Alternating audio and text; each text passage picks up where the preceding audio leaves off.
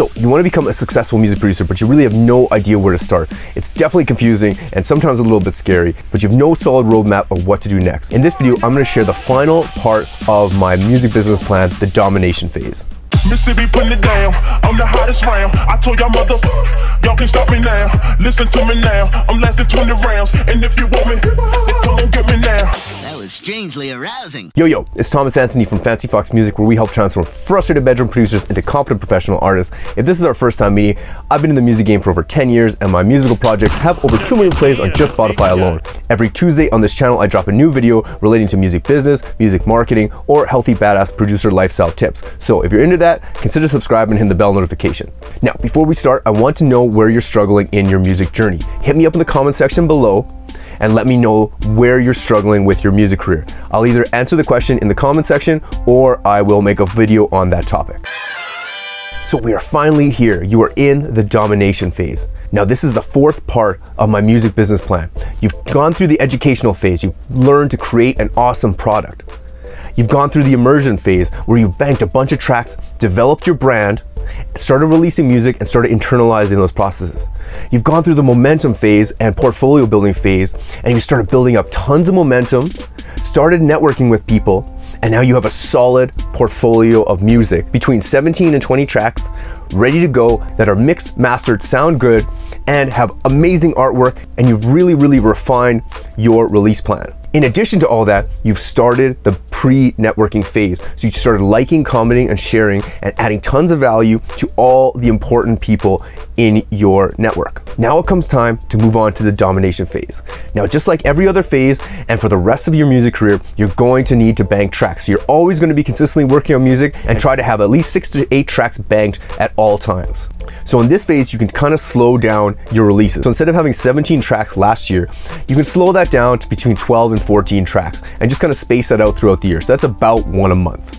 This is the part where we're going to start diving deep into everything. So at this point, you're going to start monetizing your brand. This is things like setting up a merch store. So you can start selling things like stickers or hats or clothing or leggings, whatever kind of merch that you really want, you can start doing that now. Now this is going to be really good because you're going to have a strong fan base of people that are going to love your stuff and are going to want to support you. So now you can give them the opportunity.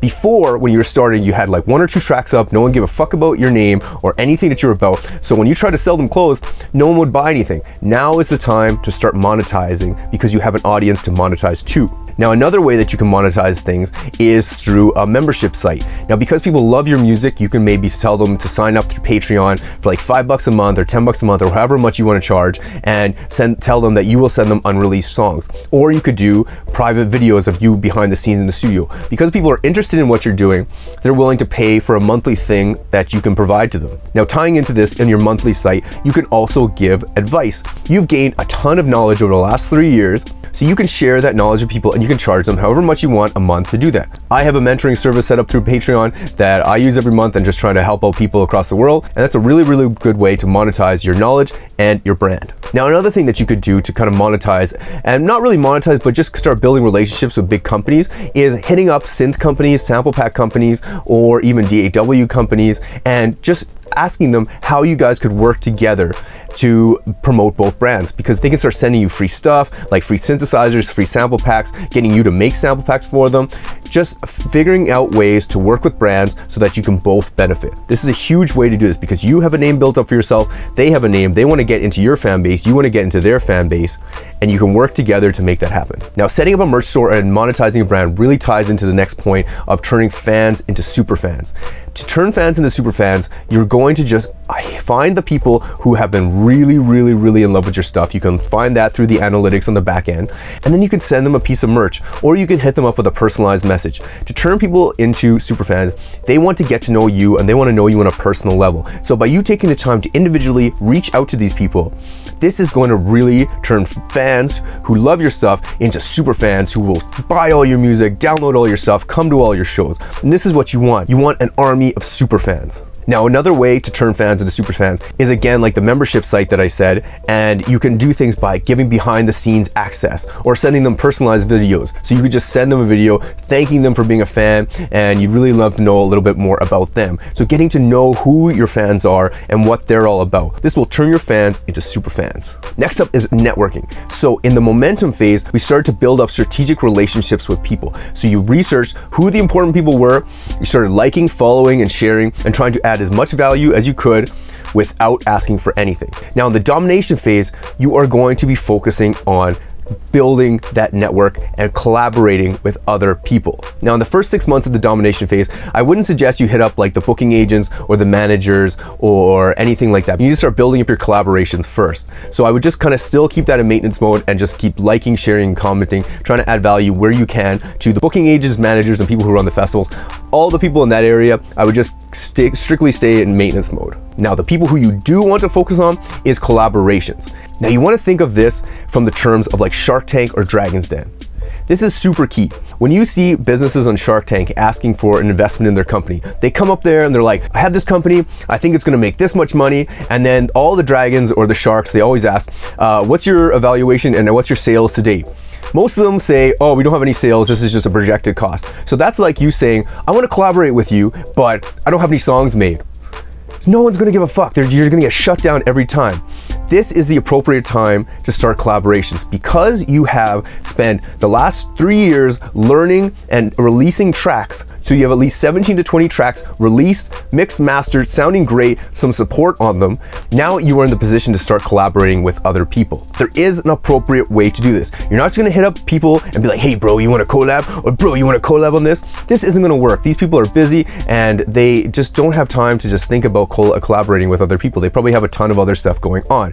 What I would suggest doing is finding an artist who you think your style and their style would sound really good together. So doing some thought, looking at what kind of music they release and where they were kind of released, and then making a track, at least starting a track. And I would honestly suggest making it like 80% finished and then presenting them with something so that when you do hit them up, you're not like, let's just collab, bro, and then putting the ball in their court and being like, maybe you could start something and then I'll finish it. They're the bigger artists, they have the bigger audience. So when you are trying to collab with them, you need to come and basically do most of the work. So when you hit them up, you'd be like, hey man, I got this sweet vocal laid down. I started this track, it's about 50% done, even though it's like 80% done. Just say it's 50% done. It's about 50% done. Let me know your thoughts on it. I'd love to collaborate with you on it. Present that to them. And once you present that to them, then they're way more inclined to work with you because you've come to them with something valuable and they just have to put their final touches on it. So then you're getting the benefit of getting a collaboration with them and they're getting the benefit of having another track release. So it's a win-win situation for both people. This happens all the time in the big leagues. Usually bigger artists collaborate with smaller artists that you never really heard of, and most of the times the smaller artist makes the whole track and the bigger artist just puts their name on it and then they release it as a collaboration. This makes sure that the bigger artist doesn't really have to do much work and has another song released in a cool new style, and the smaller artist gets the exposure from the bigger artist. This is just how things work. You have to come presenting something to the bigger artist because otherwise you're just coming from the frame of leeching value. You're like, what can I get from this person? If this person who has 150,000 followers and I only have 10,000 followers, how can I get that? I just want his followers, I want his exposure. You need to come prepared with some value. Now, adding to this, you're not just going to be coming with a song that's 80% finished that you're proposing to the person that you want to collaborate with, but also you have 17 awesome songs, some serious street cred behind you, and you've also been liking and sharing and commenting on all of their stuff. So they're going to be way more inclined to work with you. These are like, you want to have everything stacked in your favor, and this is how you can stack a fucking deck in your favor.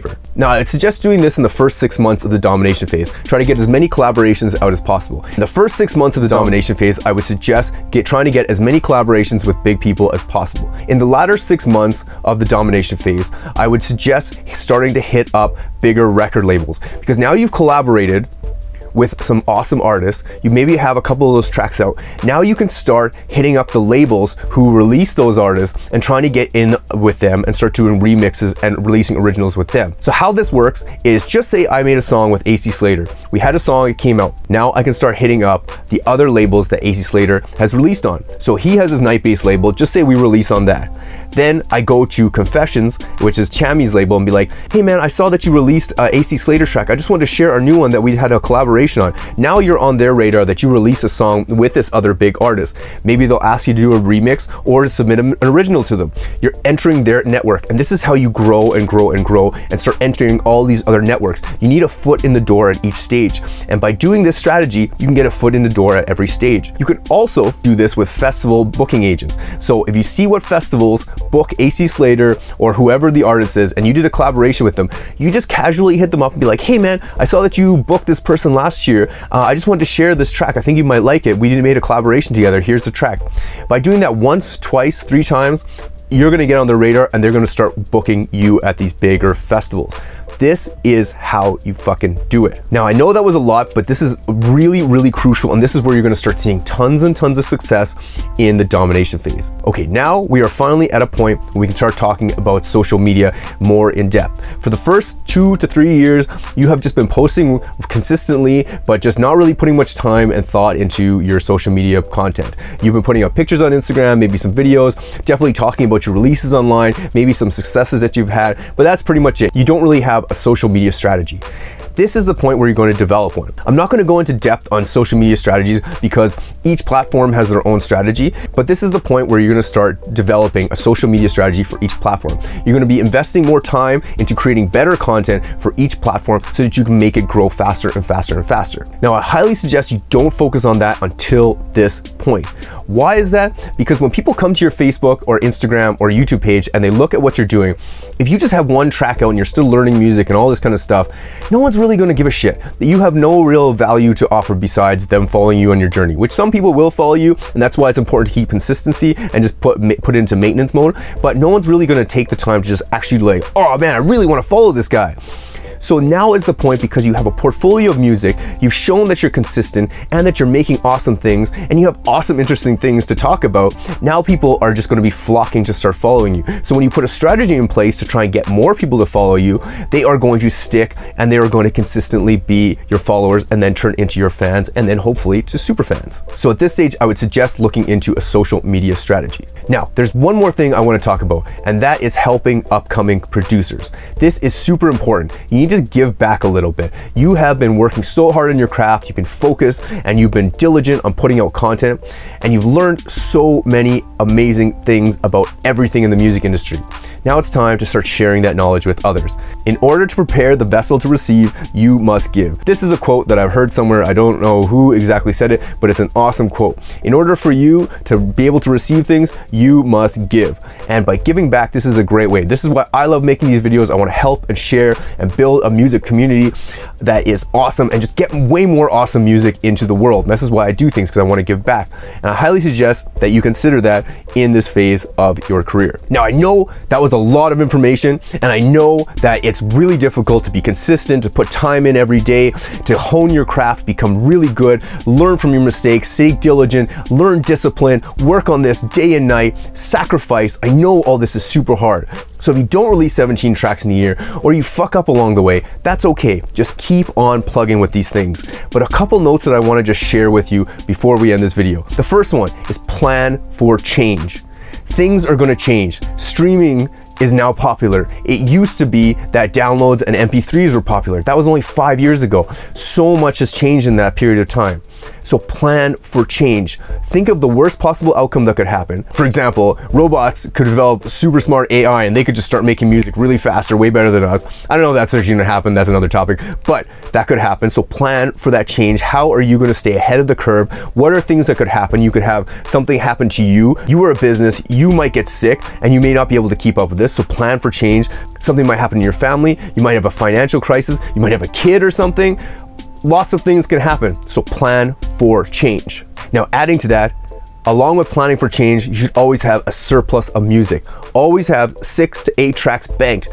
Again, something could happen. You could break your leg, you could break your hand, you could get really sick, something could happen with your family. Any random thing could happen during life, but by having a surplus of music, you have a buffer zone that you can consistently keep the momentum going, even though crazy things happen in your life. So this is super important, and I want to end it on that note. Now, I know we've covered a lot of ground over the last 4 videos. That was a lot of information. This is a topic topic that I'm super passionate about. I just gave a keynote speech about this at AIMCOM, which is a Canadian music conference, and I just really love this topic because I'm going through this, and this is my personal experiences and how I think this can benefit other artists. So I'm super passionate about this. Now, I know if you're watching this, you're a music producer and you want to progress in your music career, and you're probably having struggles. I want to know in the comment section below, what are your struggles? Hit me up and I'll answer them either in the comment section or I will make a video on that topic. Now, I also know that you make music. Because you're a music producer, you're making music. If you want some live feedback on your track, I do a live feedback session every second Wednesday on Facebook Live. You can submit your music below. There's a link below to submit your music. Check me out on the live feedback session and I'll give you some constructive feedback on your music. Also, I do a live music marketing Q&A on my Instagram Live every other Wednesday. So if you have a question, hit me up at It's Tom Anthony on Instagram and I'll answer your marketing question in the live session. Now, again, I know this is a lot of information, but I hope this will help you in your music career. I really just hope this adds value to your life and that you can have a solid path now that you can look at, plan out, and implement and see the success and measure the success as you progress in your music career. Again, I'm Thomas Anthony from Fancy Fox Music, where we help transform frustrated bedroom producers into confident professional artists. Keep it fancy. Peace. What do you want to do, huh? What do you want to do?